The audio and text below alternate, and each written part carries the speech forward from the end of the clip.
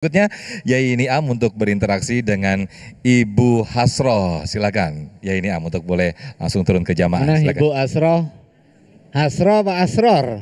Ini mirip Ibu nama Hasroh. Saya ini. Hasroh ini. Silakan. Assalamualaikum warahmatullahi wabarakatuh. Waalaikumsalam warahmatullahi wabarakatuh. Berdiri Bu, biar boleh sama berdiri saya. Ibu Hasroh. Biar kelihatan juga di TV. Mana syaratnya? Syaratnya mana syaratnya? Ada. Saya lagi tuh punya teman suami saya. Dia minjam utang sama suami saya. Pinjam apa utang? Pinjam. Oh, utang itu ya. Pinjam sama suami saya. Kan pinjam beda, utang beda. Terus dia ngasih sertifikat Pak Ustadz sama suami saya tuh. Terus udah lama tuh Pak Ustadz, udah berapa tahun sampai saat ini pun belum terbayar juga. Terus udah gitu saya punya niat, saya bilang gimana kalau rumahnya itu dijual, saya bilang gitu. Terus akhirnya dia minjamnya banyak juga Pak Ustadz ya. Berapa? 150 juta. 150. Terus saya harga rumahnya berapa? 100 juta. Terus akhirnya harga rumah 100 juta? Iya, mau dijual 100 juta Pak Ustadz dari Surabaya. Itu sertifikatnya. Itu dosa nggak ya Pak Ustadz kalau saya menjual rumah itu? Terus nanti hasilnya uangnya buat saya gitu, buat dia pinjam itu. Gitu. Saya mau nanya itu aja Pak Ustadz. Yang 100 juta tadi itu jual paksa apa jual normal harga? Normal jadinya Pak Ustadz, ya. Jadi mau jual murah-murah deh. Gitu kan dia minjamnya 150 juta. Terus mau saya jual 100 juta Pak Ustadz. Itu gimana Pak Ustadz? Dosa nggak saya mau jual rumah itu? Sekian ya Pak Ustadz. Assalamualaikum warahmatullahi wabarakatuh. Itu rumah siapa? Rumah Ibu ya? Bukan? Bukan ternyata. Ternyata yang utang ada di sini. Kan teman suami berarti di sini ya. Jangan-jangan ada sertifikat. Salah satu ada di sini Bu? Enggak? Siapa yang utang nih? Oh di Surabaya. Tadi ada yang deketin saya katanya dari Nganjuk. Mungkin deket-deket itu enggak? Ada yang dari Payaman, mana Payaman sama Warujayeng. Oh ini Pak. Ya, utang satu hal, kemudian untuk menguatkan bahwa si penghutang bisa bayar, ada yang disebut sebagai jaminan. Boleh enggak itu? Boleh. Kalau di dalam konteks Islam, itu dikenal sebagai rohen, gadai.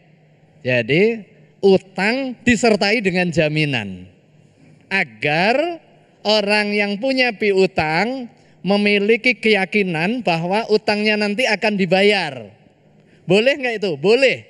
Bahkan Rasulullah SAW juga pernah melakukan utang dan menggadaikan baju perangnya, baju besi, untuk kepentingan beli makanan.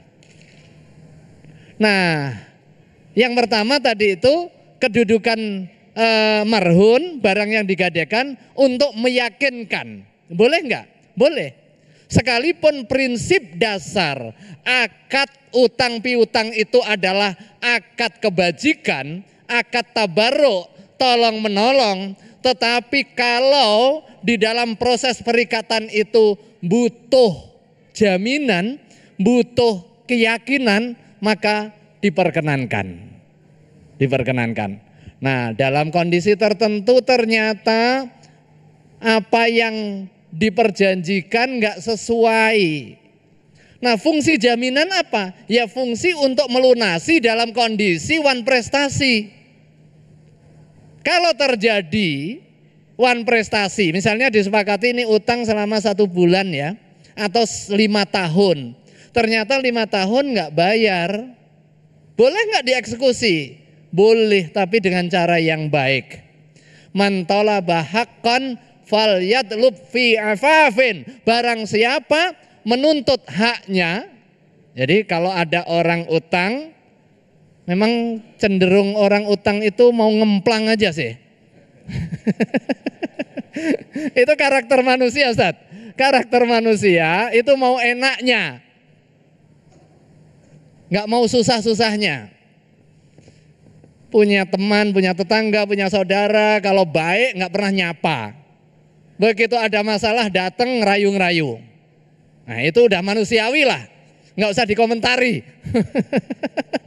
Itu manusiawi. Itu kata ibu, gua banget deh. Jadi apa tadi itu? Jadi kalau tadi begitu sudah tenornya selesai, belum juga dibayar, dikomunikasikan dulu. Ini sudah jatuh tempo. Dibayar apa ini dieksekusi? Nah gitu. Tapi caranya yang baik. Wafin enggak ghairu wafin. Dia ikhlas atau tidak ikhlas? Itu hak ibu. Tapi caranya tetap harus cara yang baik. Begitu dalam kasus tadi 150 juta punya piutang, ternyata hasil lelangnya, hasil eksekusinya harganya 100 juta, orang itu masih punya tanggungan 50 juta. Bukan berarti udah lunas. Atau ternyata harganya itu 250 juta. Ibu punya kewajiban untuk mengembalikan sisanya. Bukan berarti udah punya saya aja, salah sendiri dia nggak mau bayar, nggak boleh. Nah, tapi kalau orang punya utang itu disunahkan untuk membayar lebih bagus. Jadi, tapi kalau diperjanjikan dosa. Misalnya utang 100.000. Udah saya ada kebutuhan mendesak. Berapa 100.000? Saya juga butuh. Udah nanti saya kasih lebihan 150 dah. Begitu terjadi kesepakatan itu dosa. Kullu qardin jarra naf'an fawariban. Setiap utang piutang diambil kesempatan untuk memperoleh keuntungan, itu namanya riba dan dosa. Karena apa? Dia mengambil keuntungan dari pintu tolong menolong. Kalau mau ngambil keuntungan, kasih pintu. Mau beli apa sih 100.000? Beli kue Ustaz. Udah saya beliin kuenya, kamu beli dari saya. Nah kan gitu. Beli sepeda, sepedanya berapa harganya? 2 juta, saya beli sepedanya, kamu beli dari saya. Boleh nggak itu? Boleh. Baik. Nah pintunya masing-masing. Jangan sampai menggunakan pintu tolong menolong, kesempatan untuk mencari keuntungan. Ada orang susah, tambah dijadikan lahan bisnis, itu dosa. Sebaliknya kalau orang sudah ditolong, jangan kemudian ngemplang hilang.